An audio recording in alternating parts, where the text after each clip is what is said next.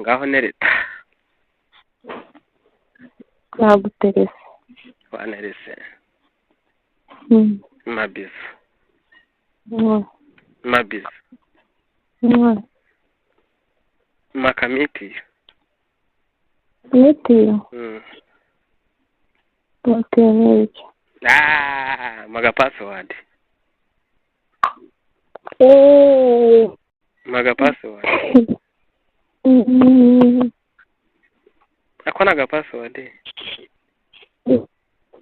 Marize ko akibagiwe akibagiwe ibindi kandi nawe kandi nakwibagirwa ntabwo wagibagirwa reka nakwibagirwa biology nakwibagirwa biology na chimie cyangwa nawe ndagukunda cyane cyane cyane hakomunyo umpucuyi ntabwo uzi ko ari umugisha kuba nkukunda wowe nawe ukaba unkunda twese ni imigisha ubundi wowe ntabwo ufite nahita nipfira nkavaho ariko uramutse unyanze ntabwo nakiyahura uramutse unyanze ntabwo nakiyahura none se ubundi ufite wabiki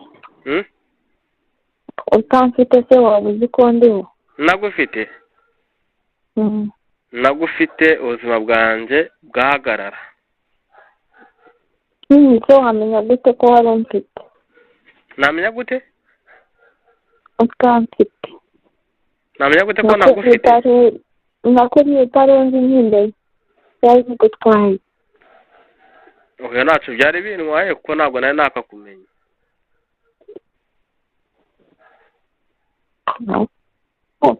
niyo byabaho mwigendera nta kibazo ukajya hehe nijoro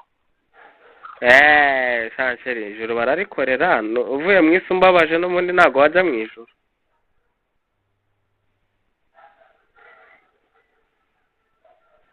wumvise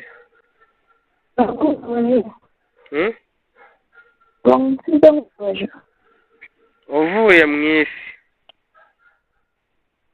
urumva alo ndakumva uvuye mu isi umbabaje ntabwo wazajya mu ijoro ndetse nkaba nkububaje ntabwo waba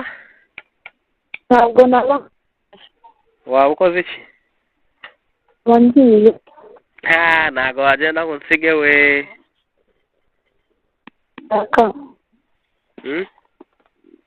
imana ko yadushaka njye nawe turi kumwe umva nk'udupata n'urugi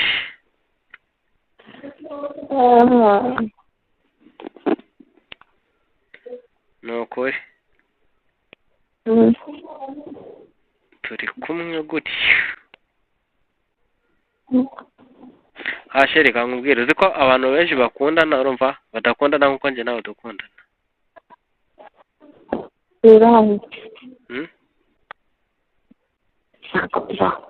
cyakoze ikintu baturusha ni kimwe cyonyine ikintu baturusha ni kimwe cyonyine kuba bakoresha nyine kuba bakoresha wari uvuze ngo iki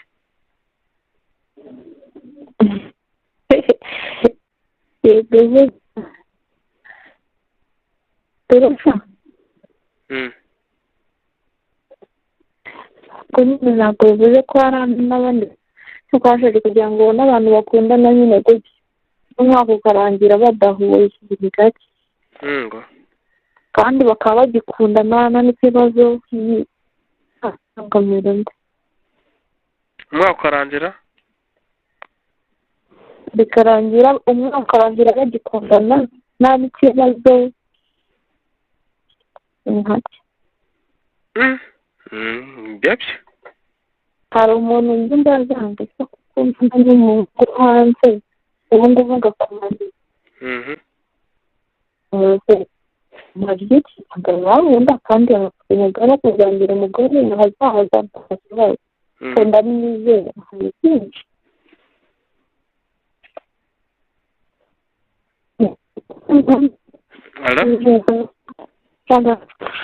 nuko akambwira ngo gusa ngo umuhungu uri hanze wizera ijana ku ijana gutyo wizera ko ataguca inyuma abana ngenda mwizera nta kibazo umuntu uza ni umukobwa ubikubaza se yego ko umukobwa kandi hatari yagiye ngo umuhungu ngo ataba hafi ngo amekeya ngo nyine ngo ntiduhure agasanga ibyo ari kuvuga ni njyewe ndabyanga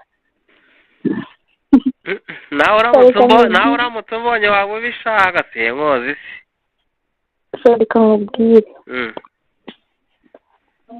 usibye nyine kuvuga ngo sinshaka kuguhemukira ibiki ariko njyewe burya kwa kundi nyine umusanga w'umukobwa aravuze ngo ngewe ngo napanze nkakura nyine twahuraga ntabwo mbikunda birasimbikunda nuko nyine njyewe nyine ngukunda numvaga ntacyo nakora burya simbikunda erega buriya ikintu cyose udakunda ku muntu ukunda uragikunda ku muntu ukunda abona ushaka uragikora rero uzi ukuntu bibabaje kuba udakunda umuhungu ariko ugasanga umubonera tayimu yo kugira ngo muhure noneho sha biragatsindwa bari abantu nyine guhura nijoro umuntu utizera sere ndagukunda cyane kandi warakoze kunkunda nawe